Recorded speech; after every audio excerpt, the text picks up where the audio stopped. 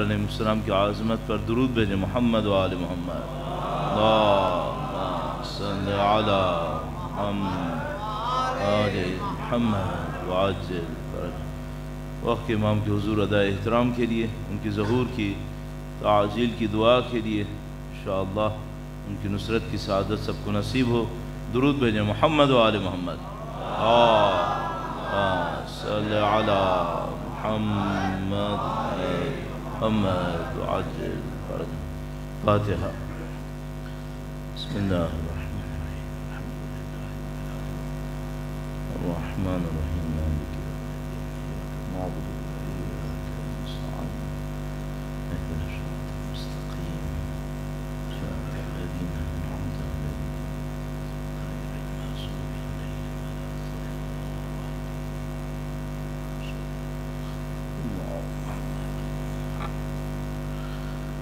ایک بار پھر درود بھیجے گا محمد و آل محمد پر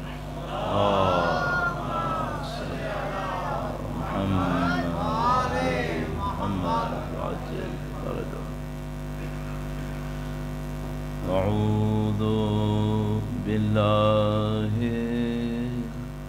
من الشیطان الرجیم، بسم اللہ الرحمن الرحیم، الحمد للہ رب العالمین، والصلاة والسلام علی سید الانبیاء والمرسلین، حبیب الہ العالمین ابی القاسم محمد صلی علی آل محمد وعجل فرجہ، وعلی آلہ الطیبین الطاہرین، سیما بقیت اللہ فی الأراضین۔ قال اللہ تعالی فی کتابہ الکریم، بسم اللہ الرحمن الرحیم، ام حسبت ان اصحاب الكهف والرقیم كانوا من آیاتنا عجبا۔ درود بھیجے گا محمد و آل محمد پر صلی علی محمد آل محمد وعجل فرجہ۔ خدا نے تعالیٰ کا انتہائی احسان، انتہائی لطف و کرم ہے، اس نے ہمیں زندگی میں بصیرت نصیب کی، اہل بیت اطہار علیہ السلام کی تعلیمات سے تعلق رستگی نصیب کی، ان کے راستے پر چلنا نصیب کیا۔ اللہ سے دعا کرتے ہیں خدایا موت تک ہمیں، قیامت تک ہماری تمام نسلوں کو اہل بیت کے بہترین جانثاروں میں قرار فرما، ان کے وارث کے ظہور کا دن دیکھنا نصیب فرما، ان کی نصرت کی سعادت نصیب فرما، اس راہ میں ایثار قربانی شہادت نصیب فرما۔ تمام دعاؤں کی قبولیت کے لیے انشاءاللہ امام کی نظر لطف کے حصول کے لیے ایک بار پھر درود بھیجیں محمد و آل محمد پر صلی علی محمد وعجل فرجہ۔ دین مبین میں، اسلام کے اندر جو انسانوں کی ہدایت کا طریقہ کار ہے وہ اس سے شاید کافی مختلف ہے جو معمولاً ہمارے ہاں معاشروں کو تبدیل کرنے کے لیے استعمال کیا جاتا ہے۔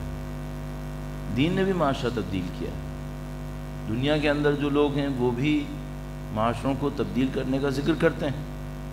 اس سے قاطع نظر جو ہمارے ہاں سیاست میں تبدیلی کا لفظ اس وقت استعمال ہو رہا ہے اور پوری دنیا میں یہ لفظ استعمال ہوتا ہے، آپ میں سے جو لوگ دنیا کی تاریخ کو تھوڑا بہت دیکھتے ہوں گے وہ جانتے ہیں کہ 250-300 سال سے یہ لفظ استعمال ہو رہا ہے کہ ہم تبدیل کرنا چاہتے ہیں دنیا کو، اور اس سے پہلے بھی انسان اپنی زندگی کو بہتری کی طرف دیکھنا چاہتے ہیں کہ ہم کسی حالت میں ہوں تو ہم کسی بہتر حالت میں چلے جائیں۔ حکومتیں کیوں بنتی ہیں؟ لوگ حکومتوں کا ساتھ کیوں دیتے ہیں؟ بادشاہوں کا ساتھ کیوں دیتے ہیں؟ کوئی بہتری چاہتا ہے؟ اسلام کون سی بہتری چاہتا ہے؟ اسلام کس بہتری کی طرف لے جانا چاہتا ہے؟ اور جس طرف لے جانا چاہتا ہے طریقہ کار کیا ہے؟ اچھا، یہ ہمارے لیے جاننا کیوں اہم ہے؟ ظاہر ہے اس لیے اہم ہے کہ ہم جو دین کے ماننے والے ہیں، اگر ہم وہ فیض حاصل نہ کریں تو پھر ماننے والے ہونے کا کیا فائدہ ہوا؟ تو مجھے تھوڑا سا اس کے اوپر چند منٹ عرض کرنا ہے، اور پھر انشاءاللہ اپنے موضوع سے اسے متصل کریں گے۔ اپنی صحت و سلامتی کے لیے، تمام عزادارِ سید الشہداء کی سلامتی کے لیے درود بھیجیں محمد و آل محمد پر۔ صلی علی محمد آل محمد وعجل فرجہ۔ بڑی عجیب سی بات ہے یہ، شاید مجلس میں اس کا تذکرہ کرنا شاید کسی کو irrelevant بھی لگے کہ یہ بے بنیاد سی چیز۔ یہ جو ہمارے ہاں دنیا میں بڑے بڑے شہر بنے ہوئے ہیں جو مشہور ہیں ترقی کے لیے، یہ ترقی حتیٰ وہ ہے جو دنیا میں ہونی چاہیے۔ مثلا آپ نے ایک شہر، نام لینے کی بھی ضرورت نہیں ہے، سنا ہے بلڈنگز ہی بلڈنگز ہیں اس کے اندر، روڈز، بڑی بڑی روڈز، چوڑی چوڑی روڈز، بڑی بڑی کمپنیوں کے آفیسز۔ حتیٰ دنیا میں جو ترقی چاہیے وہ یہی ہے۔ تو یہ کہاں پہ ڈسکس ہوتا ہے؟ یہ آپ جائیے مثال کے طور پر سوشل سائنسز کے اندر، اکنامکس کے اندر اس کے اوپر ڈسکشن ہوتا ہے کہ بھئی یہ جو ہم کہتے ہیں، اب بالکل اسلام سے قطع نظر عرض کر رہا ہوں اس وقت، ڈیولپمنٹ، یہ ڈیولپمنٹ ہوتی کیا ہے؟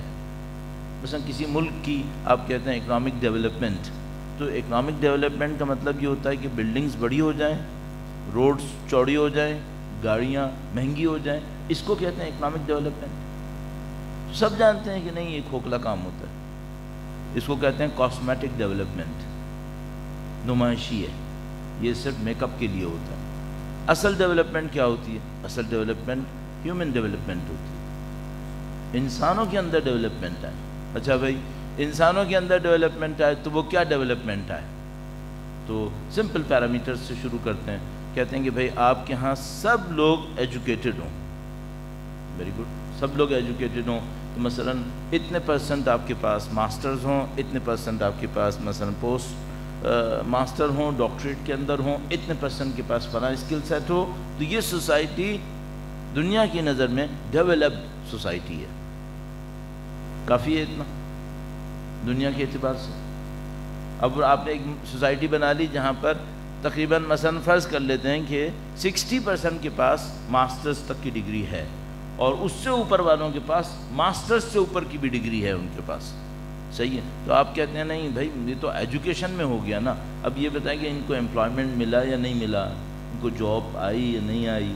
تو آپ نے کہا کہ ہاں ٹھیک ہے، ہم نے انشور کر لیا کہ جتنے لوگوں نے یہ ڈگریز لی تھیں، مثال کے طور پر ان میں کوئی 15-20% لوگ تھے جن کا پڑھنے کے بعد کام کا ارادہ ہی نہیں تھا، باقی 70-75% کو ہم نے امپلائمنٹ انشور کر لی ہے، اور جن کو نہیں بھی ملی ہے تو ان کا ہم نے ایک مختلف ملکوں میں مختلف نام لیتے ہیں، آسٹریلیا میں بڑا اچھا نام ہے اس کا، پاکستانی سن کے بڑا خوش ہوتے ہیں، اس کو ڈول کہتے ہیں، تو کہتے ہیں یہ وہ ڈول ہے جس سے ہم سب لٹکے ہوئے ہیں، ان امپلائمنٹ کے اوپر ایک پیسہ مل جائے گا، ڈیولپمنٹ پوری ہو گئی۔ کچھ ملکوں کے اندر یہ جو ان امپلائمنٹ کا پیسہ ملتا ہے یہ اتنا ہوتا ہے، معذرت چاہتا ہوں معاف ہے، کہ اس میں ہفتے میں ایک دفعہ ڈرنک بھی کر لے، یہ کافی ہو گیا؟ ڈیولپمنٹ کے نام پر یہ کافی ہے؟ اب سب کو پتہ ہے نہیں، کافی نہیں ہے۔ کیوں؟ ممکن ہے کہ آپ کے پاس آپ کی ہسٹری کے، سوسائٹی کے اس ٹائم میں اتنا پیسہ ہو کہ آپ یہ کام کر لیں، اور ممکن ہے کہ فیوچر پھر بھی آپ کے ہاتھ سے نکل جائے، ممکن ہے فیوچر پھر بھی آپ کے ہاتھ سے نکل جائے۔ کیوں نکل جائے ہاتھ سے؟ کیونکہ آپ نے بیسکس پہ کام نہیں کیا ہوگا۔ وہ بیسکس کیا ہیں؟ اب تو سب کچھ ہو گیا، سب کی ایجوکیشن ہو گئی، سب کی امپلائمنٹ ہو گئی، جو ان امپلائمنٹ نہیں ہے ان کو پیسہ ملنا شروع ہو گیا ہے، اور سب لوگ اپنی جگہ پہ سیٹسفائیڈ ہیں ظاہری طور پر. تو کہتے ہیں نہیں، اب ایک پرابلم آتی ہے. جب یہ ٹائم آپ گزار لیتے ہیں تو یہاں سے ایک اور پرابلم شروع ہوتی ہے، وہ یہ کہ سب کو گھر مل گئے، سب کے بچوں نے ایجوکیشن میں اچھی کامیابی لے لی، سب کو جاب مل گئی، سب کے پاس سب کچھ آ گیا. اب ایک مشکل آتی ہے. اس کو کیا کہتے ہیں؟ اس کو ہم کہتے ہیں post modern societies. Post modern societies. اب ایک مشکل آتی ہے، بڑی عجیب مشکل ہے. وہ یہ کہ کچھ عرصے کے بعد جب ایک جنریشن اس مزے میں گزار لیتی ہے کہ ہم نے وہ حاصل کر لیا جو دنیا میں دوسری قوموں نے حاصل نہیں کیا تھا، سر فہرست اس میں اسکینڈینیوین کنٹریز، تو ایک پرابلم آتی ہے. لائف ہے کس لیے؟ بچے کے پیدا ہونے سے لے کر مرنے تک کا سارا پروگرام گورنمنٹ نے بنا کے دے دیا ہے. ایسے پیدا ہوگا، اس ہاسپٹل میں ہوگا، یوں جائے گا، یوں جائے گا، یہ ایجوکیشن یہ کرتا ہوا وہاں تک. جرمنی جیسے ملک کے اندر کلاس 4 اور 5 میں بچے کا فیوچر کنفرم ہو جاتا ہے. سوشل سائنسز میں جائے گا، پریکٹیکل سائنسز میں جائے گا، پریکٹیکل سائنسز میں ڈگری کی طرف جائے گا یا اسکلز کی طرف جائے گا، سب ختم. اب جب وہ بڑا ہوتا ہے اور وہ اپنے آپ سے پوچھتا ہے کہ بنا ہوا ایک اسکرپٹ ہے جس کے اوپر میں نے مرتے دم تک چلنا ہے، اب میری لائف کا آبجیکٹو کیا ہے؟ تو اب آپ اس میں ایڈ کرتے ہیں وہ یہ کہ آپ کو یہ مزہ ملے گا، آپ کو یہ مزہ ملے گا، ہفتے میں 5 دن آپ جاب کریں گے، 2 دن آپ مزے لیں گے، سال کے اندر 45 دن آپ کو لیو مل پائے گی، مثلا 30 دن لیو مل پائے گی، اس میں آپ ویکیشن پہ جائیں گے. پھر آپ کا ایک گھر شہر میں ہوگا، ایک گھر جو ہے وہ چھوٹا سا آپ کا پہاڑیوں کے اوپر ہوگا، پھر ایک گاڑی آپ کے پاس ہوگی اور ایک کشتی بھی ہوگی. یہ سب کام بھی ہو گیا. اس کے بعد اب کیا مشکل ہے بھائی؟ سب کچھ تو ہو گیا. اب ان کے پاس ایک کوشچن آتا ہے، زندہ کیوں ہے؟ کر لیا سب کچھ، صحیح ہے. اسلام کیا تبدیلی لانا چاہتا ہے؟ درود بھیجے گا. میں 1400 سال پہلے کا ایک منظر آپ کی خدمت میں عرض کرتا ہوں. اللہم صل علی محمد آل محمد وعجل فرج. یہاں جو ڈیولپمنٹ کے نام پہ کرے گا وہ یہ کرے گا. اب آپ آئیں دینی پیرامیٹرز کے اندر. اللہ کے نبی تشریف لائے. مکہ میٹروپولیٹن ٹائپ کا ایک شہر تھا. وہاں سے اللہ کے نبی نے بڑے بڑے تاجروں کو اپنے ساتھ لیا، ان کو مائیگریٹ کروایا، ان کو ایک گاؤں کے اندر اس زمانے کے حساب سے مدینے کے اندر لے کر آ گئے. اب لوگ نیو یارک سے اٹھ کر ایک چھوٹے سے شہر کے اندر آ گئے اور وہ وہاں بیٹھے ہوئے ہیں. کیا اللہ کے نبی نے سب کو لال اونٹ پہنچا دیے؟ نہیں. اللہ کے نبی نے سب کو گھر دے دیے؟ نہیں. ان کے نزدیک ترین اصحاب اتنے فقیر تھے کہ مسجد کے ایک چبوترے کے اوپر رہتے تھے، اس کو اصحاب صفا کہتے تھے. جب دشمن سے جنگ لڑنے جاتے تھے تو ان کی غربت کا بعض اوقات یہ عالم ہوتا تھا کہ وہ خود بیان کرتے ہیں کہ مثلا کبھی ایسا بھی ہوتا تھا کہ ہم ایک کھجور منہ میں لیتے تھے، تھوڑا سا طاقت پکڑتے تھے، دوسرے کو پکڑا دیتے تھے. ان لوگوں نے نبی کے خلاف بغاوت کیوں نہیں کی؟ کیوں نبی کا ساتھ دیتے رہے؟ کون سی ڈیولپمنٹ نصیب ہوئی تھی انہیں؟ تو یہ دنیا کا بڑا عجیب معرکہ ہے کہ جو انبیاء کے ساتھ ہوتے ہیں، اولیاء اوصیاء کے ساتھ ہوتے ہیں، سید الشہداء کے ساتھ تھے، ان کو ڈیولپمنٹ کا کون سا فیز دیکھنے کو ملا جس کے ہوتے ہوئے انہوں نے دنیا کی ساری نعمتوں کو ٹھکرا دیا اور وہ ان لوگوں کے ساتھ کھڑے رہے؟ اب میں آپ سے ایک بات پوچھوں گا، وہ آبجیکٹو ہمارا بھی یہی ہے؟ تو ہم کس پٹری پہ بیٹھے ہوئے ہیں اس وقت؟ اگر میں کھل کے عرض کروں نا، ہم اسی پٹری پہ بیٹھے ہوئے ہیں جس کے اوپر بیٹھنے والے بہت آگے جانے کے بعد 70-80 سال کے بعد، 100 سال کے بعد اپنے آپ سے سوال کرتے ہیں کہ یہاں آئے کیوں تھے ہم اسی پٹری پر ہیں. صرف کیا معاملہ ہے؟ دنیا کے 5%، 10% اس ڈیولپمنٹ، آرٹیفیشل ڈیولپمنٹ میں بہت آگے گئے ہوئے ہیں، اور 80-90% ان کو دیکھ دیکھ کر صرف کڑ رہے ہیں اور ان کا پیچھے بھاگنے کی کوشش کرنا ہے۔ کیا اس کے علاوہ کچھ اور ہے؟ اب یہاں پہ ایک سوال ہے، ہمیں کہاں جانا چاہیے تھا؟ ہمیں کس ڈیولپمنٹ پہ کام کرنا چاہیے تھا؟ اچھا، اب ممکن ہے کوئی یہاں پر کوئی ایسا بیٹھا اور وہ کہ مولانا پہلے ہی مسلمان بہت پیچھے ہیں اور آپ لوگ ایسی باتیں کر کے ان کو اور پیچھے کر دو گے۔ یہ بات کا مسئلہ ہے سمجھنے کا کہ اگر ہم دین کی بتائی ہوئی ڈیولپمنٹ پر جائیں گے، دنیا ملے گی یا نہیں ملے گی،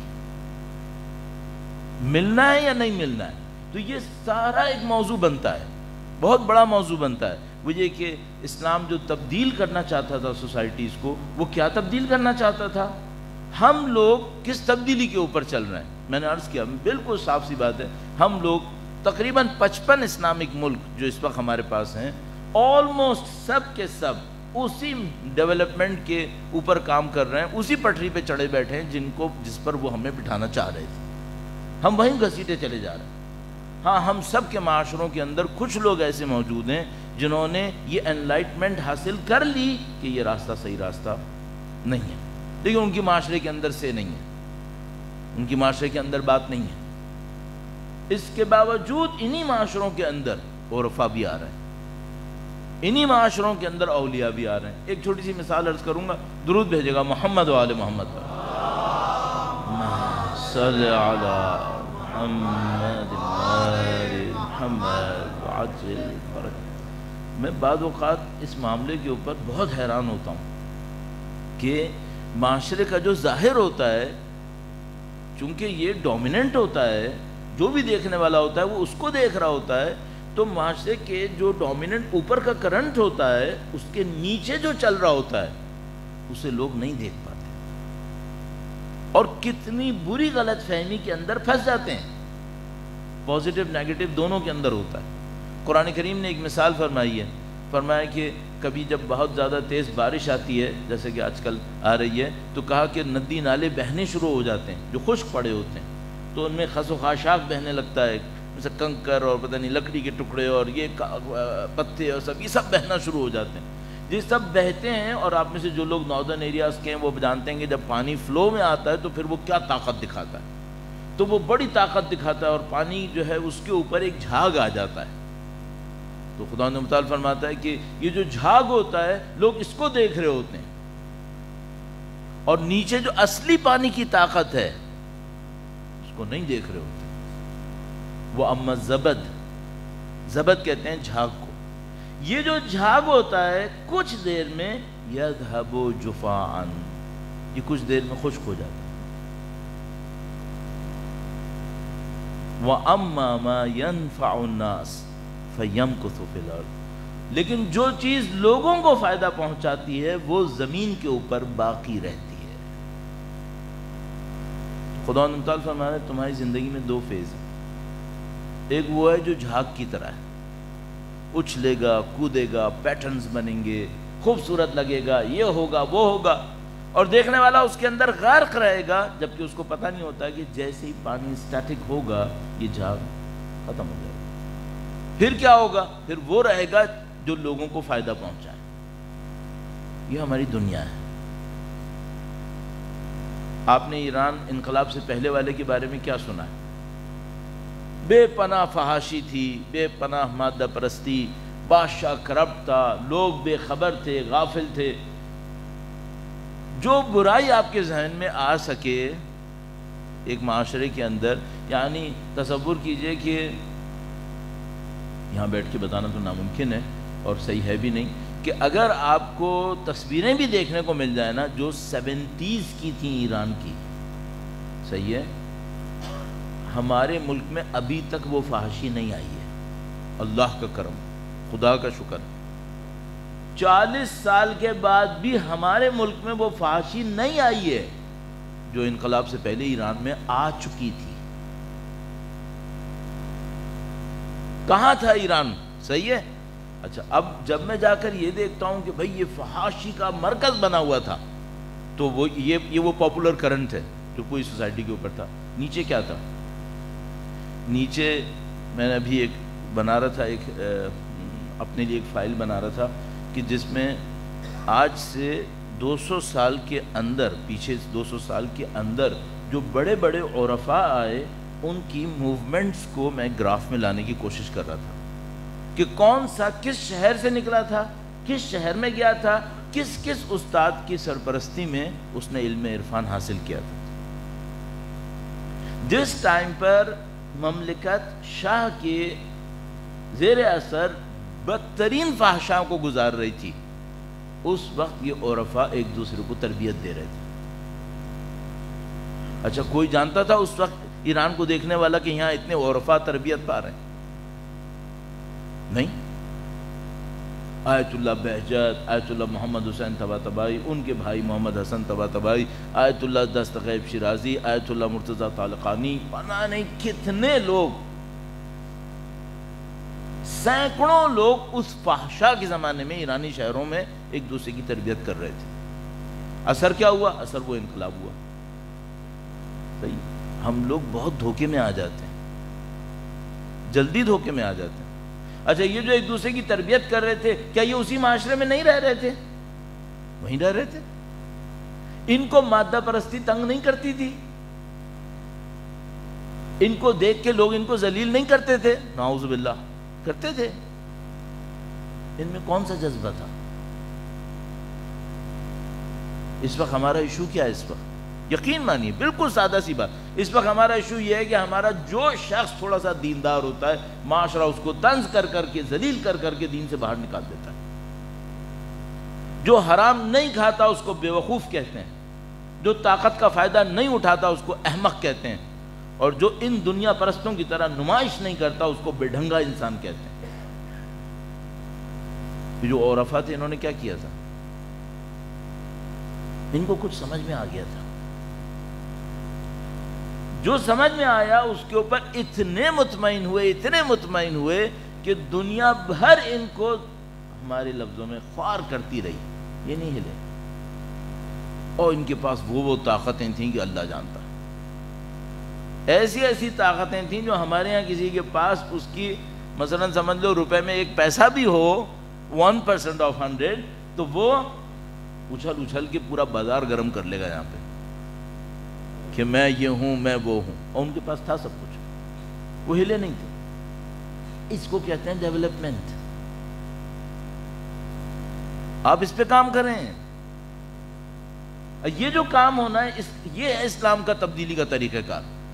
وہ فیز آف لائف کو، جو مینٹالٹی کا سارا پیٹرن ہے، اپروچ ہے، اسے چینج کرتا ہے.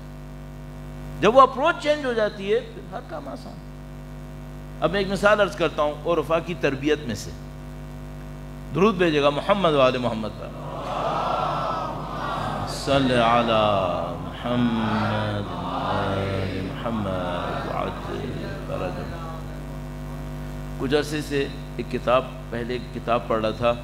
اچھا جب انسان کوئی بہت اچھی کتاب پڑھ رہا ہوتا ہے تو اس کے ٹرانس میں آ جاتا ہے، اور جہاں بیٹھو پھر وہی کتاب میں سے کچھ نہ کچھ انسان کی زبان سے نکلتا ہے. تو میں بعض اوقات یہ کرتا ہوں کہ کوئی کتاب بہت اچھی ہو تو میں اس کو آخری صفحے پڑھنے میں دیر لگا دیتا ہوں، اس کو چھوڑ دیتا ہوں. کیوں؟ تاکہ میں آہستہ آہستہ پڑھوں اور اس کا اثر جلدی میرے اوپر ختم نہ ہو. تو ایک کتاب مجھے ملی، اس میں کوئی 300-400 صفحے تھے. جب میں نے تقریباً 300-350 صفحے پڑھ لیے، میں نے کہا بس اس کا مطلب یہ ہے کہ اب میں اس کو تھوڑا سا رکھ دیتا ہوں، 1-2 مہینے بعد اٹھاؤں گا. یہ کتاب جو ابھی آخری ذکر کر رہا ہوں، یہ آیت اللہ سید علی قاضی طباطبائی، یہ آیت اللہ عظمیٰ مرحوم بہجت علی اللہ مقام الشریف ان کے استاد تھے. اور ان کے جو شاگرد تھے وہ ہیں جو اس وقت نامی گرامی ترین لوگ تھے. مثلا علامہ محمد حسین طباطبائی المیزان کے مصنف، آیت اللہ دستغیب شیرازی. اب ذرا سوچنا کہ یہ لوگ تبریز نامی ایک چھوٹے سے شہر کے، جو اس زمانے میں برائی میں پھنسا ہوا تھا، وہاں کے نکلے ہوئے لوگ تھے ان میں سے کئی. اور آپ جو میں یہاں بیٹھے ہیں پاکستان میں، دنیا بھر میں جو اہل بیت کے چاہنے والے بیٹھے ہیں، ان سب کے اوپر ان کی کسی نہ کسی کتاب کا کوئی نہ کوئی اثر ہوا ہے. مثلا جو بھی یہاں پہ بیٹھا ہوا ہے میرے خیال میں 70-80% نے کم سے کم آیت اللہ دستغیب شیرازی کا نام سنا ہوا ہے، آیت اللہ بہجت کا نام یقیناً سنا ہوا ہے۔ کیا طاقت ہے یہ؟ نہ ان لوگوں نے اپنی ویب سائٹس کھولی، نہ ان لوگوں نے اپنی کوئی اسٹیجز بنائے، کچھ نہیں کیا، یہ سب خدا نے خود ان کے لیے کیا ہے۔ کیا تھا ان لوگوں کے؟ تو آیت اللہ قاضی طباطبائی، سید علی قاضی طباطبائی، وہ بھی ان کے رشتہ دار بھی تھے علامہ محمد حسین طباطبائی کے، تو وہ تربیت کرتے تھے اور خود انتہائی غریب انسان تھے، انتہائی غریب انسان، اتنا غریب میں قسم کھانے کو تیار ہوں اگر ہمارے معاشرے میں کوئی اتنا غریب ہوگا نا، آپ تو مجھے یہاں بیٹھنے کی اجازت دے رہے ہیں، اگر وہ آتے تو نہیں دیتے ہم لوگ، میں بتا رہا ہوں اتنی غربت میں تھے۔ یعنی ایسا بھی ہوا تھا کہ کرائے کے جس گھر میں رہتے تھے اس میں مالک مکان نے نکال کر روڈ پہ بٹھا دیا تھا ان کے بیوی بچوں کو کہ جاؤ یہاں سے، اور وہ شاگرد ان کے ساتھ آتا ہے، وہ کہتا ہے کہ استاد یہ کیا ہوا؟ کہا میں نے کرایہ نہیں دیا، اس نے باہر نکال دیا۔ تو کہا وہ تو صحیح ہے لیکن یہ ہوا کیوں؟ یعنی وہ کہہ رہا ہے کہ بھائی زمین آسمان کی طاقت تمہارے ہاتھ میں آئی ہوئی ہے، تم ادھر سے اشارے کرتے ہو تو یہ ہو جاتا ہے وہ ہو جاتا ہے، یہ کرائے کے مسئلے میں کیوں پھنسے ہوئے ہو؟ تو انہوں نے کہا کہ شاید خدا یہ سمجھ رہا ہے کہ میں اتنا اچھا ہو گیا ہوں کہ میرے اوپر اس مصیبت کا اثر نہیں پڑے گا۔ کہہ رہے ہیں خدا یہ سمجھ رہا ہے کہ میں اتنا اچھا ہو گیا ہوں کہ میرے اوپر اس مصیبت کا اثر نہیں پڑے گا۔ کیا لوگ تھے یہ؟ طاقت کا کیا عالم تھا؟ تربیت کیسے کرتے تھے؟ ایک شاگرد ان کا بنا، وہ خود بہت بڑا کوئی کیا بولوں کرامات دکھانے کا ماہر انسان تھا۔ تو وہ ایک جگہ پہ چل رہے تھے، وہ ان کے ساتھ ساتھ چلنا شروع ہوا۔ اس نے کہا میں نے آپ کا نام سنا ہے اور میں نے اتنی اتنی عمر گزار دی ہے اور میں چاہتا ہوں آپ میری تربیت کریں، اور وہ خود بہت بڑا ایک کرامات کے حساب سے، طاقت کے حساب سے۔ تو انہوں نے کہا کہ ہاں میں تربیت تو کرتا ہوں۔ اب وہ بالکل فری اسٹائل میں کام کرنے والا آدمی ہے، لنگڑا کے چلتے تھے، ایک اسٹک ان کے ہاتھ میں ہوتی تھی، کوئی ان کا حال ہولیا دیکھے گا نا تو میں بتا رہا ہوں تو سلام بھی شاید نہیں کرے گا، اتنی عجیب حالت میں رہے وہ زندگی بھر۔ تو وہ اور اسی عالم میں سب کچھ جاننے والے، پہچاننے والے۔ تو وہ ساتھ ساتھ چل رہے ہیں، اس کے ساتھ ہی ایک نہر سی چل رہی تھی جو نجف سے کربلا کے راستے میں، جو مشہور راستہ ہے، اس کے علاوہ ایک اور راستہ ہے، اس میں ایک نہر بھی چل رہی ہوتی ہے۔ تو وہ جو نیا طالب علم بننا چاہتا تھا ان کا شاگرد، وہ بھی ایجڈ آدمی، تو اس نے کہا کہ آپ میری تربیت کریں۔ اب یہ جانتے ہیں یہ آدمی کون ہے کہ بھئی یہ کیا ہے، کس طریقے سے ہے؟ کہنے ہاں میں تربیت تو کرتا ہوں لیکن یہ ہے کہ پہلے بتاؤ کماتے کہاں سے ہو؟ تو اس نے کہا کہ اس کا کیا ذکر ہے؟ تو کہا نہیں، میری تربیت میں جو بھی رہتا ہے جب تک وہ حلال نہیں کماتا اور اپنی محنت سے نہیں کماتا میں اس کو اپنا شاگرد نہیں بناتا۔ اچھا یہ اپنے ہر شاگرد سے یہ کہتے تھے کیا؟ نہیں۔ اس سے کیوں کہہ رہے تھے؟ اس نے خود بعد میں بتایا، کہنے لگا اصل میں انہوں نے مجھے اس لیے کہا تھا کہ بہت عرصے سے میرے اندر ایک کرامت آ گئی تھی، جو میں سوچتا تھا وہ مجھے مل جاتا تھا۔ کہنے لگا میرے اندر یہ تھا، تو میں کام کاج کچھ نہیں کرتا تھا، میں سوچتا تھا آج دوپہر مجھے مچھلی کھانی ہے، وہ مچھلی نے آنا ہے۔ میں اگر سوچ لوں نا رات کو مجھے سونا چاہیے تو سونا آئے گا۔ تو کہنے لگا میں نے دیکھا مجھے کمانے کی ضرورت ہی نہیں، جب خود ہی خدا بھیج رہا ہے، اور میں کوئی حرام نہیں کروں گا، صرف سوچوں گا کہ یہ چاہیے، مل جائے گا۔ تو بلا جو میں کمانے کی کیا ضرورت ہے، اپنا وقت عبادتوں پہ لگاتا تھا میں۔ تو انہوں نے پہلا سوال اس سے یہ کیا، کماتے کہاں سے ہو؟ تو اس نے اب ٹالنے کی کوشش کی، اس کو پتا تھا کہ ان کو بھی سمجھ میں آ گیا کہ میں کیا کر رہا ہوں۔ تو کہنے جب تک حلال نہیں کماتا نا کوئی، میں اس کو ساتھ نہیں رکھتا اپنے، جاؤ کچھ اور کرو۔ اس نے کہا کہ نہیں نہیں میں آپ کے ساتھ چلنا چاہتا ہوں۔ تو کہنے کہ بتاؤ کہاں سے کماتے ہو؟ اور وہ کیا کرتا، اس نے یوں ہی اپنے استاد کو دیکھا، ایک مچھلی کود کر دونوں کے سامنے گر گئی، کہا ایسے کماتا ہوں، جو چاہتا ہوں ہوتا ہے۔ دیکھیں ابھی میں نے چاہا مچھلی آئے، مچھلی کود کے آ گئی سامنے۔ انہوں نے مچھلی ہاتھ میں اٹھائی، پانی میں ڈالا، کہ اگر ہمارے ساتھ چلنا ہے تو نہیں ہوگا۔ کہنے لگا میں سارے راستے کوشش کرتا رہا دوبارہ مچھلی آ جائے، نہیں آئی، نہیں آئی۔ اور پھر کہنے کہ آخر راستے کے نزدیک آ کر انہوں نے مجھ سے کہا بھائی ساتھ چلنا ہے نہیں چلنا ہے، یعنی ٹرائی کر لی نا، نہیں آ رہی مچھلی، اب بتاؤ یہ قربانی دے کے ساتھ چلو گے یا نہیں چلو گے؟ تو اس نے کہا میں نے اپنے دل میں سوچا کہ میں تو ساری زندگی کرتا آ رہا ہوں، اس کا مطلب ہے اگر میں ابھی ان کے ساتھ نہیں چلا تو میں ساری زندگی یہیں پہ رکا رہوں گا اور مجھے اس کو قربان کرنا پڑے گا۔ یہ ڈیولپمنٹ ہے، یہ رائٹ ڈیسیشن تھا کہ اگر میں ان کے پیچھے نہیں چلا تو میں جادو میں مبتلا رہوں گا، یہ جادو مجھے ملا رہے گا، لیکن میں انسان نہیں بنوں گا جو مجھے بننا چاہیے تھا۔ صحیح ہے؟ کاش ہمیں یہ سمجھ میں آئے، جو ہمارا اصلی ٹاپک ہے نا وہ یہ ہے کہ ہمیں کب یہ سمجھ میں آئے کہ اس کے پیچھے بھی کچھ ہو رہا ہے۔ ہمارے ساتھ مشکل اصلی یہاں پہ چل رہی ہے۔ درود بھیجیں محمد و آل محمد پر، اللہم صلی علی محمد آل محمد عجل کر۔ اچھا اب فرض کر لیتے ہیں کہ بھئی نام یہاں کوئی علی قاضی ہے نہ یہاں کوئی محمد حسین طباطبائی، کریں کیا؟ یہاں تو خالی ہے میدان، ہم لوگوں کے حساب سے میدان خالی ہے۔ اچھا جہاں کسی دیندار سے سوال کرو، بات کرو، مجھ جیسے بھی اگر کوئی پوچھے تو میرے ذہن میں یہ آتا ہے اگر میں پاکستان نہ آتا نا 96 میں اور میں قم میں رہتا تو شاید میں بھی بہجت ہوتا، میں بھی یہی بولوں۔ اور جو یہاں پر ہے وہ اس سے کوئی بات کرو تو کیا کہا آغا صاحب آپ کو تو پتہ ہی ہے پاکستان میں حالات کیا ہیں، اگر ہم لوگ بھی ایران عراق میں ہوتے تو پتہ نہیں کیا ہوتے۔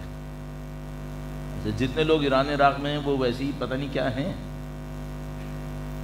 ایک سے ایک فضول انسان پتہ نہیں کہاں کہاں بیٹھا ہوا ہے، وہ کچھ نصیب نہیں ہوا تاریخ سے لے کے یہاں تک، آپ کو ہی معلوم۔ اس کا مطلب ہے لوکیشن کا اثر نہیں ہے، یہ گوگل میپ نہیں ہے کہ لوکیشن آپ کی طے کرے گی کہ آپ کہاں ہیں، آپ کہیں پر بھی ہوں، آپ کا جو زندگی کا سوچنے کا طریقہ کار ہے یہ طے کرے گا آپ کہاں پر ہیں۔ پہلے آپ اس کو صحیح کریں، آپ کی سیٹلائٹ لوکیشن کچھ طے نہیں کرے گی، آپ کی روحانی معنوی ترقی یہ طے کرے گی کہ آپ کہاں پر ہیں۔ آیت اللہ بہجت کے کچھ شاگرد تھے جو پاکستان سے تعلق رکھتے تھے، بہت پہلے کی بات بتاؤں 50-60 سال پہلے کی بات، اور وہ ایران کبھی نہیں آئے تھے، آغا بہجت کے شاگرد تھے۔ ان کے ایک اور شاگرد نے ایک دفعہ بتایا کہ وہ پاکستانی پتہ نہیں کتنے سال تک آغا کا شاگرد رہنے کے بعد ایک دفعہ ان سے ملنے آیا تھا، تو ہمیں پتہ چلا تھا کہ اچھا ان کا کوئی شاگرد پاکستان میں بھی ہے۔ اب مجھے نہیں معلوم وہ خوش نصیب انسان کون تھا، یقیناً اب تک دنیا سے جا چکا ہوگا۔ تو آپ کی جو سیٹلائٹ لوکیشن، جغرافیکل لوکیشن ہے، یہ کوئی فرق نہیں پڑے گا، آپ کو اور ہمیں دیکھنا پڑے گا ہماری اپروچ کیا ہے لائف سے۔ اچھا وہ جو اپروچ کیا ہے وہ کیا ہے، وہ کل آپ کی خدمت میں تھوڑا سا عرض کیا تھا کہ بھائی سب سے پہلے یہ دیکھو کہ دنیا میں ایک ظاہر ہے، اس دنیا میں ایک باطن بھی ہے۔ اگر آپ نے اور ہم نے اس کے اوپر محنت کر لی کہ وہ جو باطن میں اچھا ہے وہ کیا ہے، تو پھر یہ ظاہر ہمیں تنگ نہیں کرے گا، پھر ہم اس کے اوپر کام کر سکیں گے۔ باتیں بہت ہو گئیں، ایک دو پوائنٹس جو ہیں وہ پریکٹیکل ٹائپ کے پوائنٹس، کیونکہ اس میں بہت زیادہ پریکٹیکل پوائنٹ دیے نہیں جا پاتے۔ فلسفی کلیئر ہو جائے تو بہت ساری چیزیں آسان ہوتی ہیں۔ عرض کرنے کی کوشش کرتا ہوں، درود بھیجے گا محمد و آل محمد پر، صلی علی محمد آل محمد وعجل برکاتہ۔ کل آپ کی خدمت میں کامیابی اور سکون کے بارے میں عرض کیا تھا تھوڑا کہ بھئی آپ کو سکون کب ملتا ہے، آپ کو کامیابی کیسے نصیب ہوتی ہے، تو اس میں تھوڑا سا پوائنٹ آپ کی خدمت میں عرض کیا تھا کہ بھئی پوری دنیا میں چھیننے کے اوپر ہوتا ہے اور اسلام کے اندر دینے کے اوپر ہوتا ہے۔ اچھا اگر کوئی اس فارمولے کو صحیح سے سمجھنا شروع کر دے تو آگے کیا ہونے والا ہے کہ بھئی پیٹرن ہماری دنیا کا کچھ اور ہوتا ہے، جو اصل میں پیچھے دین ہمیں گائیڈ کر رہا ہے وہ کچھ اور ہوتا ہے۔ ایک مثال عرض کرتا ہوں، ایک آدمی ہے، اس نے نئی جاب شروع کی ہے، فرض کر لیتے ہیں، اچھا وہ بہت ڈیسپریٹ تھا اپنی جاب ملنے کے لیے، بڑی مشکلوں سے اس کو کہیں نہ کہیں کوئی جاب مل گئی ہے. اب وہ بہت کوشش کر رہا ہے کہ میں جاب کو اتنا اچھا کروں کہ نمبر 1 یہ میرے ہاتھ سے نہ نکلے، کیونکہ اگر ایک دفعہ نکل گئی تو پھر پتہ نہیں کون سی ملے گی یا نہیں ملے گی. دوسری بات یہ ہے کہ میں اتنا اچھا کام کروں کہ اس جاب میں ترقی کرتا چلا جاؤں. صحیح ہے. اب یہ کیا کرے گا اس کے لیے؟ تو مثال کے طور پر اس کو اٹھنا ہے 8 بجے، پہنچنا ہے اپنی جاب کے اوپر. پتہ نہیں آج کل پاکستان میں جابس کے اوپر کتنے بجے پہنچنا ہوتا ہے. گورنمنٹ کا علیحدہ ہوتا ہوگا، پرائیویٹ سیکٹر کا علیحدہ ہوتا ہوگا، بزنسز کا علیحدہ ہوتا ہوگا، سروسز کا علیحدہ ہوتا ہوگا. بہرحال ہماری مثال میں 8 بجے پہنچنا ہے. لیکن یہاں پہ ایک مشکل آ رہی ہے. اگر وہ 8 بجے جاب پہ پہنچنا چاہتا ہے تو 7 بجے اس کو گھر سے نکلنا ہے. اگر 7 بجے گھر سے نکلنا ہے تو اس کو 6:30 بجے اٹھنا ہے، تیار ہونا ہے اور رائٹ ٹائم کے اوپر پہنچ جانا ہے. لیکن یہاں ایک مشکل آ رہی ہے. اول وقت نماز کا ہے 4:10. اگر وہ اول وقت نماز کے لیے اٹھ جائے 4:10، اب ایک مشکل ہے، وہ بیچ کے ٹائم میں کیا کرے گا؟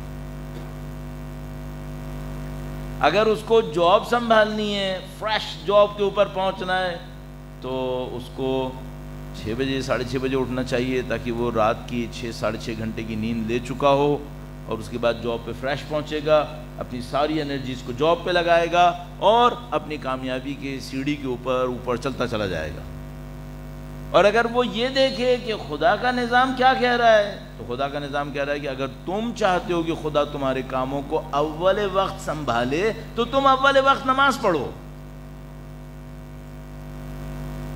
اور وہ کہہ رہا ہے کہ 4 بجے تم کھڑے ہو جاؤ مصلی کے اوپر، بلکہ 3:45 بجے، تاکہ 2-4 رکعت شب کی بھی پڑھ لو، اللہ کے سامنے 2 آنسو بہا لو، اول وقت فجر پڑھ لو اور تھوڑی سی تعقیبات پڑھ لو. اس سے جو تمہیں کامیابی ملے گی وہ 6:30 بجے اٹھ کے ہوشیار سوٹڈ بوٹڈ پہننے سے نہیں ملے گی. 90% ہماری آبادی کے لوگ کیا کر رہے ہوں گے؟ سکون سے اٹھیں گے. کتنے % ہوں گے جن کو یہ پتا ہوگا کہ اگر یہ اول وقت نماز پڑھ لیں تو اس سے کہیں بہتر ہے کہ اول وقت آفس پہنچ جائیں؟ اور کتنے فیصد ایسے لوگ ہوں گے جنہوں نے سوچا ہو کہ اگر میں اول وقت نماز پڑھ لوں اور اللہ کے دین میں بڑھنا شروع کر دوں، یہ حتیٰ اس سے بہتر ہے کہ جاب میری بہت اچھی چلے لیکن میں دین سے بہت پیچھے رہ جاؤں. کتنے فیصد لوگ؟ کتنے فیصد لوگ ہوں گے جو یہ سوچیں کہ اگر میں دین میں بہت آگے بڑھ جاؤں، حتیٰ جاب چلی جائے تب بھی صحیح ہے؟ یا اللہ. کوئی سننے والا یقیناً مجھ سے کہے گا مولانا خدا کا واسطہ رحم کرو، یہاں بے روزگار پہلے ہی بہت بیٹھے ہیں. یہ مسئلہ ہے یا نہیں؟ اللہ کے نبی کا ایک فرمان عرض کرتا چلوں، بہت خوبصورت فرمان. درود بھیجیں محمد صلی علی محمد آل محمد وعجل علیک بالآخرہ تأتک الدنیا صاغرہ. تم آخرت کی پرواہ کرو، دنیا ذلیل ہو کر تمہارے پاس آئے گی. اللہ اکبر. تم آخرت کی پرواہ کرو، دنیا حقیر ہو کر تمہارے پاس آئے گی. صحیح ہے. تمام عرفا جنرلائز کارپٹ اسٹیٹمنٹ کم سے کم 1.5-2 گھنٹے صبح عبادتیں کرتے تھے کم از کم. اچھا یہ کتنے مصروف لوگ تھے؟ آپ کہیں گے مولانا یہ سب لوگ حجروں میں بیٹھے رہتے ہوں گے، بیکار بے روزگار، کھانا وانا کو ان کو دے دیتا ہوگا اس لیے یہ عبادتیں کرتے رہتے ہوں گے. نہیں، اس میں آیت اللہ خمینی بھی شامل ہیں جو ہیڈ آف دا اسٹیٹ تھے. کروڑوں انسانوں کی زندگی ان کے اشاروں کے اوپر چل رہی تھی، وہ بھی یہی کرتے تھے. اس میں بڑے نامی گرامی اساتذہ تھے جن کا کام صبح سے شام تک ہزاروں اسٹوڈنٹس کو ٹرین کرنا تھا، تربیت کرنا تھا، وہ بھی یہی کرتے تھے. اس میں آیت اللہ بہجت جیسے نامی گرامی عرفا تھے جو نہیں معلوم کیا کچھ کر رہے تھے، لیکن اس کے باوجود یہی کرتے تھے۔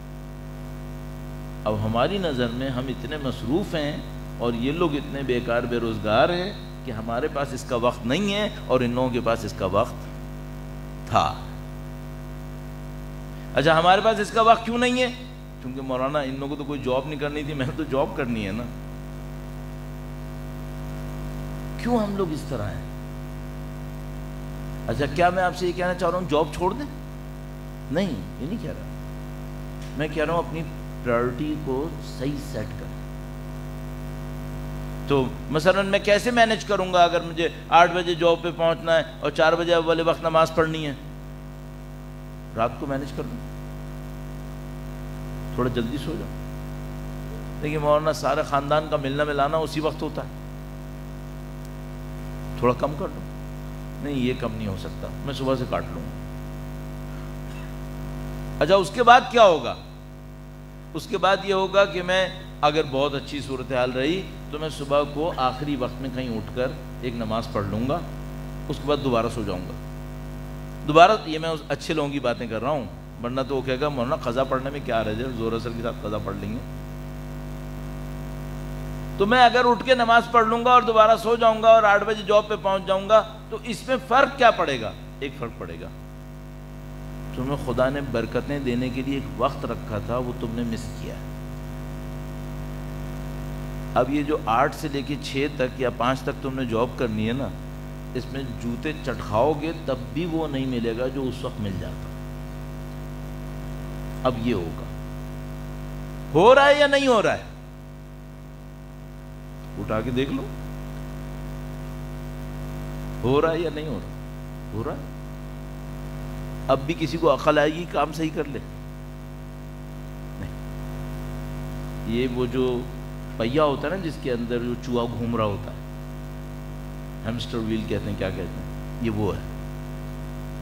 یہ پہیا گھماتا رہے گا اور کبھی اس چوہے کو سوچنے کا موقع نہیں دے گا کہ بیٹا تم نہیں چل رہے ہو، تم وہیں کھڑے ہو، پہیا گھوم رہا ہے، تمہاری کوئی ڈیولپمنٹ نہیں ہو رہی۔ یہ ہمارے ساتھ ہو رہا ہے۔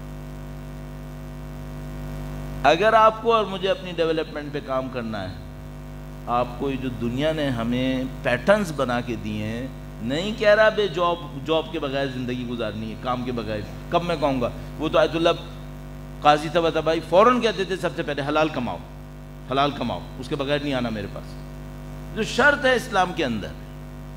لیکن اس کے اوپر اپنی زندگی قربان کر رہے ہو اور ان برکتوں سے اپنے آپ کو محروم کر رہے ہو جس کے لیے خدا نے خلق کیا ہے ہمیں، یہ کہاں کا انصاف ہے؟ اچھا وہ بھی صحیح نہیں ہو رہا۔ میں تو سوچتا ہوں اگر ہم لوگ سویڈن ڈنمارک کی طرح ہوتے جنہوں نے دنیا میں کم سے کم اپنی ویلفیئر اسٹیٹ بنا لی، تو پھر قابل قبول ہوتا کہ چلو بھائی دنیا میں تو ویلفیئر اسٹیٹ بنا لی، اب آخرت بنی ہے نہیں بنی۔ یہاں تو وہ بھی نہیں ہے، یہاں تو اس میں بھی مصیبت میں پھنسے ہوئے ہیں۔ اچھا وہ لوگ جن کو ہم سمجھ رہے ہیں نا کہ مصیبت میں نہیں پھنسے ہوئے، جا کے ذرا ان سے پوچھو وہاں پہ کیا ہو رہا ہے۔ ایک تو 40-45 لاکھ کے ملک ہیں، وہ تو ہمارے پنجاب کی کسی چھوٹے موٹے گاؤں اگر 2-4 ملا لو گے تو ان کی پورے ملک کی آبادی ہو جائے گی۔ اس 40-45 لاکھ میں بھی ذرا جا کے دیکھنا خودکشیوں کا ریٹ کیا ہے، زندگی ہے کیا وہاں۔ تو بھائی لبے لباب میں نے آپ کا بڑا وقت لیا، وہ یہ کہ اس پہیے سے باہر آ کر ذرا سا یہ جج کرنے کی کوشش کرو یہ جو لوگ کامیاب ہوئے تھے ان کے فنڈامنٹلز کیا تھے، یہ کن بنیادوں پہ محنت کر رہے تھے۔ اس میں جو سب سے بڑی رکاوٹ ہے، اس کو بھی میں کلیریفائی بار بار کر رہا ہوں کہ بھائی کوئی یہ نہ سمجھے کہ میں کہہ رہا ہوں لوگ کام نہ کریں، کاج نہ کریں، معاش پہ توجہ نہ دیں، بھرپور توجہ دیں، لیکن دوسروں کی باتوں کو سننے کے بعد کہ اگر تم نے یہ کیا تو یہ ہو جائے گا، وہ کیا تو وہ ہو جائے گا، اور تمہارے پاس اگر یہ نہیں ہوا تو تم ذلیل ہو جاؤ گے، خوار ہو جاؤ گے، ان میں مت پڑو۔ یہ دنیا کی باتیں کہیں کا نہیں چھوڑتی انسان کو، اس پہ جب تک آپ صبر نہیں کریں گے یہ معاملہ حل نہیں ہوگا۔ اب ایک جلدی سے ایک مثال اور دیتا ہوں، آپ کا وقت دیا میں نے، درود بھیجیں محمد و آل محمد پر، صلی علی محمد آل محمد۔ یہ جو تاریخ کی مثالیں ہوتی ہیں وہ اسی لیے ہوتی ہیں، جو لوگ سید الشہداء کے ساتھ آئے تھے انہوں نے قربانیاں نہیں دی تھی؟ کربلا کے میدان کے علاوہ کی بات کر رہا ہوں، کربلا کے میدان کے اندر تو ظاہر قربانیاں دی تھی، جانیں گئی ان کی، انہوں نے اپنے جسموں کو کٹوایا، لیکن اس کے پیچھے کیا کیا قربانیاں دینی پڑی تھیں؟ جو کوفہ سے نکل کر سید الشہداء کا ساتھ دینے آتا تھا، عبید اللہ ابن زیاد اس کے گھر کے ساتھ کیا کرتا تھا؟ گھروں کو لٹرلی بنی امیہ کے اصولوں میں سے ایک تھا کہ اگر کسی نے امیر المومنین کے فضائل کو بیان کیا، اس کو گھر کے بیچ میں کھڑا کر کے دیواریں اس پہ گرا دی گئی. یہ روٹین تھا. کتنے ہی لوگ جلیں مریں اسی طریقے سے کہ بہرحال ان کو سزائیں ملی ہیں اس بات کے اوپر کہ انہوں نے کیوں اہل بیت اطہار علیہ السلام کا ساتھ دیا.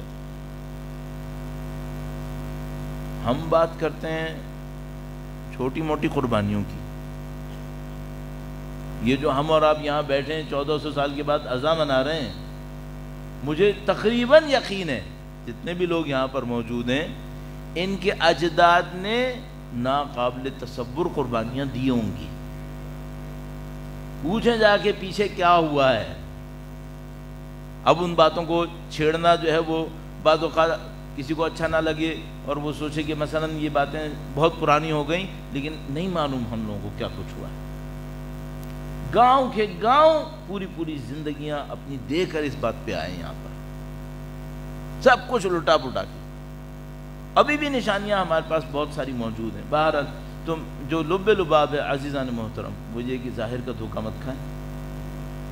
اپنے دین کے اندر جو تعلیمات آپ کو اس کے پیچھے لے جانے والی ہیں ان پہ بھی توجہ دیں. آپ کو اپنی زندگی کی برکتیں چاہیے، فنڈامنٹلز پہ کام کریں. فنڈامنٹلز کیا کہتے ہیں؟ فنڈامنٹلز یہ کہتے ہیں، پھر آپ کہیں گے مولویوں کی طرح بات شروع کر دیتے ہیں یہ لوگ. فنڈامنٹلز یہ کہتے ہیں نماز اول وقت پڑھو، کچھ بھی کرو اول وقت پڑھو. قربانی دو، نیند کی قربانی دو، کسی اور چیز کی قربانی. کیا قربانی دینی پڑے گی؟ بھائی زیادہ سے زیادہ یہ ہوگا لوگ رات کو 12 بجے تک مزے کر کر کے سو رہے ہوں گے، تمہیں 10 بجے سونا پڑے گا. قربان کرو. بغیر قربانی کی کسی کو کچھ نصیب نہیں ہونا ہے. اور میں یہ نہیں کہہ رہا ہوں کہ مثلا اب کچھ لوگ یہ کرتے ہیں پھر دین میں ایکسٹریمزم دکھاتے ہیں. میں مجبور ہو کے اس کی کلیریفیکیشن کے لیے پھر آ گیا. وہ یہ کہ مثلا وہ کیا کرتے ہیں، وہ کہتے ہیں ٹھیک ہے اب ہم دین کے اوپر کام کریں گے لیکن اب ہم سے دنیا نہیں مانگنا. تو وہ عضو معطل بن جاتے ہیں، پیرالائزڈ آرگن بن جاتے ہیں سوسائٹی کے لیے. نہیں، یہ دین کبھی بھی نہیں کہتا ہے کہ وہ کیا کہ ٹھیک ہے میں ساری رات عبادت کروں گا، صبح کو نماز پڑھوں گا، یہ کروں گا وہ کروں گا، پھر جو میں سوؤں گا تو ظہر پہ اٹھوں گا، اور پھر جو عبادتوں کا سلسلہ نکالوں گا تو پھر میں مغرب کے اوپر اٹھوں گا، اور میرے گھر بار کا خرچہ چلو میرا بڑا بھائی ہے نا اس کے پاس تھوڑا پیسہ ہے وہ اس کو تھوڑا سا سنبھال لے گا. اسلام عرفان کے نام پر، تقویٰ کے نام پر دوسروں کے اوپر پلنے والے انسان بنانا چاہتا ہے؟ ہرگز نہیں. اسلام کہتا ہے رزق حلال کماؤ. 80%، 90% مختلف عبارتیں استعمال ہوتی ہیں، عبادت اس کے اندر ہے. معطل بننے کی کوئی کوشش نہ کرے عبادت کے نام پر. تو آپ بیلنس کریٹ کریں، زندگی کو ایک پیٹرن کے اوپر لے کر آئیں، کنٹرولز لگائیں. بغیر کنٹرول کی کوئی کام نہیں ہوگا. اور بالکل فنڈامنٹلز کو کیوں ہم اتنی اہمیت دیتے ہیں؟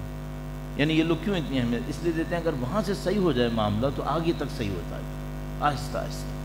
فنڈامنٹلز کیا ہیں؟ اول وقت نماز پڑھو، حتیٰ بے توجہی سے پڑھو.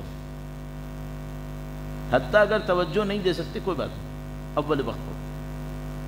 اس کی برکتیں ہیں، اس کی برکتیں. حتیٰ یہ آپ کہیں گے مولانا نے اپنی طرف سے نکال دیا. نہیں واللہ میں نے اپنی طرف سے نہیں نکالا ہے، یہ آیت اللہ بہجت نے اپنے استاد سے نقل کیا ہے، سید علی قاضی سے، کہ حتیٰ اگر کوئی بے توجہی کے ساتھ اول وقت نماز پڑھتا رہے خدا اس کو بھی معنوی مقام دے گا. اور انہوں نے فرمایا تھا اعلیٰ معنوی مقامات، اعلیٰ معنوی مقامات. اور ایک جملہ اور عرض کرتا چلوں، اور آپ اول وقت نماز پڑھیں اور اپنے دل میں امام حسین کو زندہ رکھیں.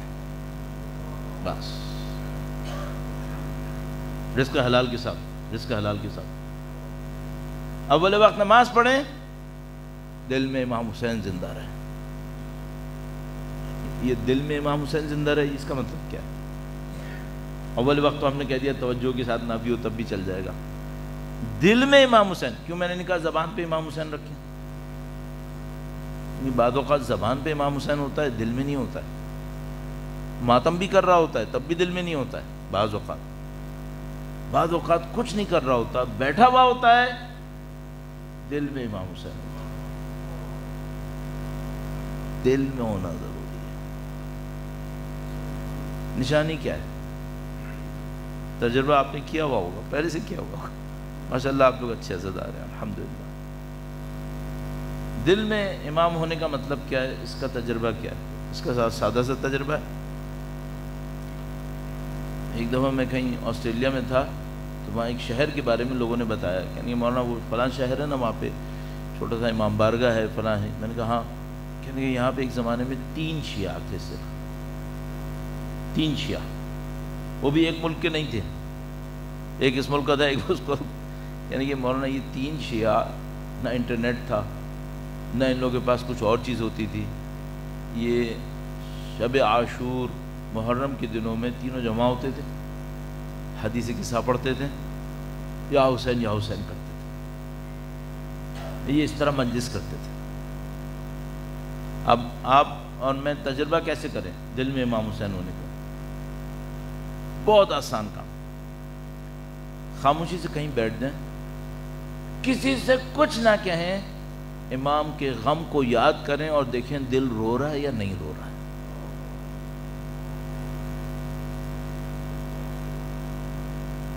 یہ تجربہ ضرور کیجئے گا، خاموشی سے بیٹھ جائیں گے، کوئی کیسٹ نوحہ نہ لگائیں، مجلس نہ لگائیں، کچھ نہ کریں۔ آپ نے زندگی بھر مصائب سنے یا نہیں سنے؟ سنے، خاموشی سے بیٹھ جائیں، سید الشہداء کے مصائب کو دل دل میں سوچیں، دل دل میں سوچیں، کچھ نہ کریں، ایک لفظ کہے بغیر اپنے دل سے پوچھیں رونا آ رہا ہے یا نہیں آ رہا ہے۔ امام کے مصائب، دل میں امام حسین کو زندہ کریں۔ اچھا، پھر باہر جا کے ماتم نہ کریں، کریں بھائی، جلوس نہ نکالیں، ضرور نکالیں، میں کب کہہ رہا ہوں کہ آئسولیٹڈ کریں، نہیں نہیں، یہاں سے انرجی لیں اور باقی پوری دنیا تک امام حسین کا پیغام پہنچائیں، یہاں سے انرجی لیں۔ اچھا، جب اکیلے میں بیٹھے ہوں تو کیا سوچیں؟ میں کبھی ایسی لوگوں کے درمیان چلا جاتا ہوں جہاں پر ان کی زبان کچھ اور ہوتی ہے، میری زبان کچھ اور ہوتی ہے، 1-2 زبانیں مجھے آتی ہیں لیکن ظاہر ہے لاکھوں ہزاروں زبانیں نہیں آتی مجھے۔ مثلا کہیں پہنچ گیا، وہ لوگ فرینچ میں پڑھ رہے ہیں، اب میں کیا کروں بھائی؟ کہیں پہنچ گیا، مثلا وہ کسی بلتستان کی کسی زبان میں پڑھ رہے ہیں، گلگت کی کسی زبان میں پڑھ رہے ہیں، سندھی کوئی بہت ٹیڑھی سی کوئی مثلا مشکل سی کوئی ہے، سادی سندھی میں سمجھ جاتا ہوں، لیکن کوئی ایسی پڑھ رہے نہیں سمجھ میں آ رہی مجھے، میں کیا کروں؟ تو میں ایک سادہ سا کام یہ کرتا ہوں، میں وہاں بیٹھ جاتا ہوں، اور وہ جو مصائب پڑھ رہے تھے وہ تو مجھے سمجھ میں نہیں آتا، لیکن میں اپنے ذہن میں یہ سمجھ جاتا ہوں مثلا یہ مولا علی اکبر کے مصائب پڑھ رہے ہیں، تو میں اپنے ذہن میں مولا علی اکبر کے مصائب خود لے کر آتا ہوں، پھر سوچتا ہوں مجھے گریہ آ رہا ہے یا نہیں آ رہا ہے۔ یہ بہت اچھا کام ہے، یہ جو آپ کریں گے نا، یہ ماحول کے اثر میں نہیں کریں گے۔ یہ تو میں نے ابھی مثال دی جو مجلس میں بیٹھا ہوا ہوتا ہوں، اکیلے میں بیٹھ جائیں، اکیلے میں بیٹھ جائیں، کبھی ممکن ہو تو تھوڑا سا تاریکی میں بیٹھیں اور اپنے ذہن میں سوچیں جیسے آپ بھی زندان شام میں ہیں، آپ بھی زندان شام۔ کبھی تنہائی میں اکیلے میں بیٹھیں، کوئی سختی ہوتی ہے بعض اوقات، بہت معذرت چاہتا ہوں، بچوں والی باتیں کر رہا ہوں آپ سے، کہ مثلا کبھی لائٹ چلی جاتی ہے نا، گھر میں بڑی گرمی ہو رہی ہوتی ہے، سختی سی ہوتی ہے، اکیلے میں آپ بیٹھ جائیں اور سوچیں اگر آپ زندان شام میں ایسی سختی میں ہوتے تو کیا آپ کے مولا نے یہ سختیاں نہیں اٹھائیں کیا؟ اپنے دلوں میں امام حسین کو زندہ کر، پھر معاشرے کے اندر آ کر کام کر، اس کا اثر ہی کچھ اور ہے۔ ایسو میں مصائب کے مختلف جملے کہتے کہتے گزرتا رہا، لیکن مثلا کہیں میرے ذہن میں حضرت علی اکبر کا خیال آیا تو میں 2-4 جملے حضرت علی اکبر کے مصائب سے آپ کی خدمت میں عرض کر دیتا ہوں۔ مصائب کو پڑھنا ایک لحاظ سے بہت مشکل کام ہے، لیکن مصائب کو سمجھنا بہت مشکل کام ہے، سمجھنا بہت مشکل کام ہے۔ آپ کہیں گے مثلا سمجھنے کا کیا کام ہے؟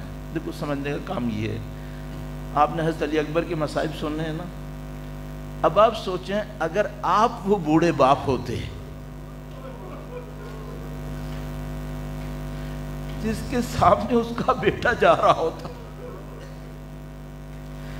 ہم تو خیر اس پاکیزگی کو کیسے سمجھ سکتے ہیں، ہمارے اندر تو آ ہی نہیں سکتا، نہیں میں یہ نہیں کر پاؤں گا۔ تو پھر ایک کام کرو، اپنے ذہن کو یہ سمجھاؤ کہ اگر حسین جیسا باپ ہو اور علی اکبر جیسا بیٹا ہو، اچھا اب کیا کریں؟ اب کبھی حسین کے دل میں غور کریں اور کبھی حضرت علی اکبر کے دل میں غور کریں، اس دل پہ کیا گزر رہی ہوگی، سید الشہداء کے قلب مقدس میں کیا گزر رہا ہوگا، ہمیں کیا معلوم وہ مقام، لیکن کوشش تو کر سکتے ہیں۔ کیسے پتہ چلے گا؟ ان جملوں کو سوچو جو سید الشہداء نے کہے، اس عمل کو دیکھو جو سید الشہداء نے کیے ہیں، مستندات میں جا کے دیکھ لیں۔ مثلا حضرت علی اکبر الوداع کرنے کے لیے آئے، الوداع کر کے آگے بڑھے تو احساس کیا کہ باپ پیچھے چلتا ہوا آ رہا ہے۔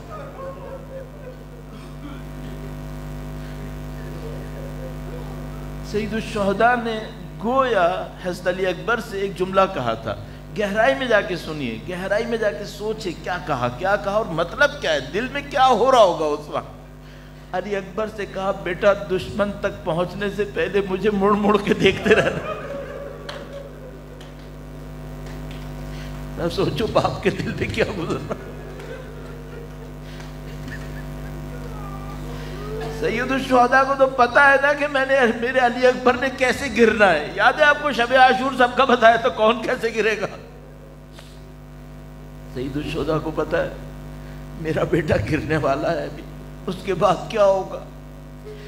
ایک یہ روایت ہو گئی، اس کے بعد ایک اور روایت ہے کہ جب حضرت علی اکبر زمین پر گرے، میں سب مصائب کو ختم کرتے ہوئے صرف 2-4 جملے، جب حضرت علی اکبر زمین پہ تشریف لائے، نہیں معلوم انہوں نے والد کو مدد کے لیے پکارا یا صرف سلام کہا۔ اب میں کیا کرنا چاہ رہا ہوں، میں جوان بیٹے کے دل میں جا کے دیکھنا چاہ رہا ہوں کہ بیٹا سوچے گا اگر میں نے باپ کو مدد کے لیے پکارا تو میرا پورا باپ کیسے آئے گا یہاں تک، تو میں مدد کے لیے نہ بلاؤں، میں صرف سلام کروں۔ دیکھو حضرت علی اکبر نے اس کے لیے کیا کیا، جب وہ پانی مانگنے آئے تھے نا تو سید الشہداء نے کہا تھا بیٹا علی اکبر جاؤ جنگ کرو، محمد مصطفیٰ تمہیں پانی پلائے گی۔ جب حضرت علی اکبر زمین پر گرنے لگے انہوں نے نہیں کہا بابا میری مدد کو آئے، کہا بابا محمد مصطفیٰ تشریف لے آئے۔ گویا شاید کہہ رہے ہو علی اکبر بابا آپ مت آئے، آپ زحمت نہ کریں، یہ دشمنوں کا نرغہ ہے، یہاں پر مت آئیے گا۔ حضرت علی اکبر کی طرف جب سید الشہداء بڑھے ہیں، ابھی دو روایت اور عرض کروں گا، میرا دل کٹ رہا ہے۔ حضرت علی اکبر جب سید الشہداء علی اکبر کی طرف بڑھ رہے تھے، ایک موقع پہ ہمارے پاس روایت پڑھتے ہیں، کہتے ہیں علی اکبر سے کہا بیٹا آواز دو تمہارے باپ کو دکھائی نہیں دے رہا۔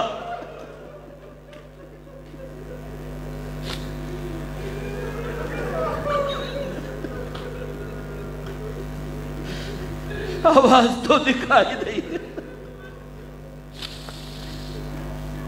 اللہ اکبر۔ حضرت علی اکبر کی لاشے پر پہنچے ہیں، اس کو بہت دفعہ ہم نے مصاحب میں سنا ہے، برچی کا معاملہ تھا، ایک برچی سید الشہداء نے علی اکبر کے سینے سے نکالی ہے۔ ایک عجیب روایت ہے ہمارے پاس، بڑی عجیب روایت۔ نفس المحموم میں شیخ عباس قمی، وہی شیخ عباس قمی جن کی مفاتیح الجنان آپ پڑھتے ہیں نا، اسی کے اندر یہ روایت لکھی ہوئی ہے۔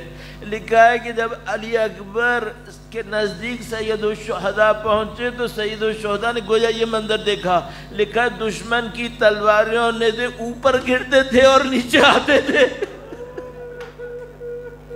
علی اکبر کے اوپر اتنے وار کیے شمشیروں اور نیزوں کے، میں روایت ابھی عرض کرتا ہوں، عزیز و بعض محدثین مؤرخین یہ کہتے ہیں کہ جب حضرت سید الشہداء علی اکبر کو اپنے سینے سے لگا کر لاشا گھسیٹ رہے تھے تو پیچھے سے لعین اکبر کے لاشے پر یہ مار رہے تھے۔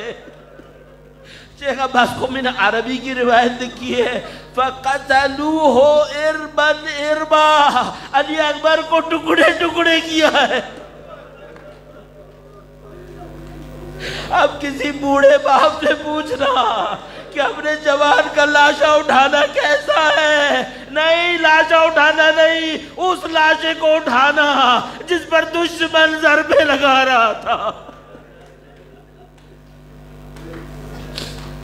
الا لعنت اللہ علی القوم الظالمین وسيعلم الذين ظلموا أي منقلب ينقلبون۔ پروردگارہ تجھے واسطہ مولا علی اکبر کے مصائب کا، وارث حسین امام زمانہ کے ظہور میں تعجیل فرما، ان کا لشکر دنیا میں جہاں کہیں بھی ہے اس لشکر کی طاقت توانائیوں میں اضافہ فرما، ہمیں ان سے متصل ہونے ان کی نصرت کی سعادت نصیب فرما، اس راہ میں شہادت نصیب فرما، قیامت تک ہماری تمام نسلوں کو قرآن و اہل بیت کے تابعداروں جانثاروں وفاداروں میں قرار فرما۔ ایک بیمار رضا چنائی صاحب کی شفا کے لیے درخواست کی گئی ہے، خدا سے دعا کرتے ہیں خدایا بحق مولا امام زین العابدین ان کو اور تمام مردائے اہل بیت اطہار کو شفائے کامل نصیب فرما۔ اہل بیت اطہار علیہ السلام کی اس نظر لطف کے حصول کے لیے، عزاداری کی قبولیت کے لیے اور امام کی تعجیل کے لیے درود بھیجے محمد و آل محمد پر۔